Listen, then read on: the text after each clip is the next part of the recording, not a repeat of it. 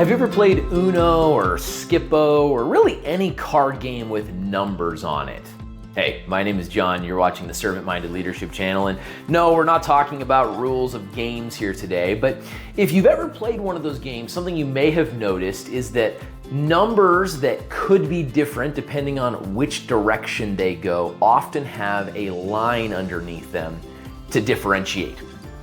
Now that is because somebody had that card and said, this is a 6. And somebody else said, no, that's a 9. And there was a disagreement, and so the card manufacturer said, okay, whoa, we can fix that and we can tell you which side is the bottom. But life doesn't always happen quite like that, does it? Sometimes what you have is an image, and you know that the image does this, but depending on which side you're standing on, or which way you're looking at it, not really sure if it's supposed to be a 6 or a 9, a 2 or a 5, an 8 or an infinity.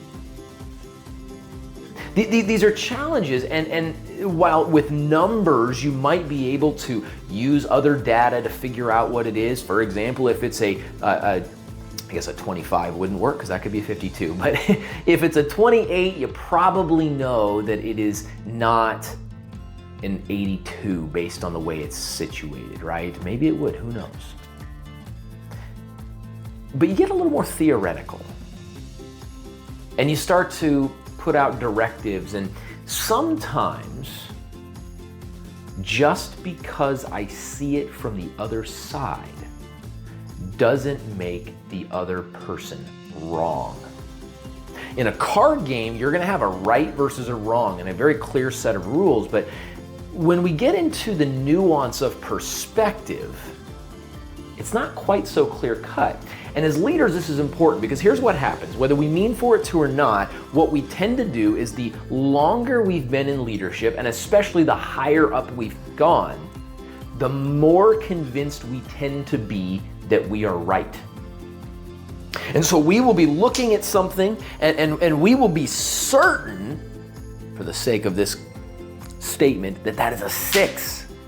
And it's a 6, and I know it's a 6 because I've been doing this a long time and I've got a lot of experience, and if nothing else, my title says that that's a 6, and so you really need to stop questioning me. And we're completely resistant to the idea that might be a 9. Or, if we're talking even more ethereal concepts, that maybe it's both. And maybe to us it means 6, but to somebody else it really does mean a 9. And we just can't see that it might be something different to somebody else. And we got to get away from the math idea for that, but have we considered that maybe just because I'm right doesn't mean somebody else is wrong? Have we ever considered that maybe if someone is wrong, it's us? I know it's challenging. It really is, because again, the longer you're in a position, the more confident you become, the more self-assured you become, and sometimes just the more stubborn we become. It's just a reality. We don't even listen anymore because we've just done this 100 times and it's been a 6 every single time. And why are you even questioning this? Why did you even come to me with this? Of course it's a 6. It's always been a 6. It'll never not be anything other than a 6. And then that intern, that newbie comes in and goes, hey, but what if we turned 8 and we made it into a 9? And what do we do with that? Do we give that individual dignity? Do we acknowledge the validity of that perspective? Do we even authentically consider the implications of what if we treated it like a 9?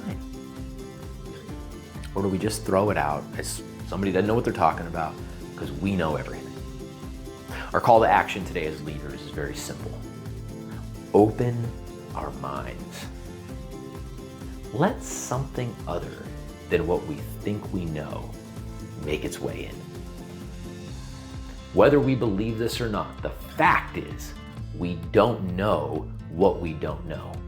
And I have found that people with no we'll say experience often bring the freshest and most empowering perspectives because they are not burdened by the way we've always done it. Let's do better.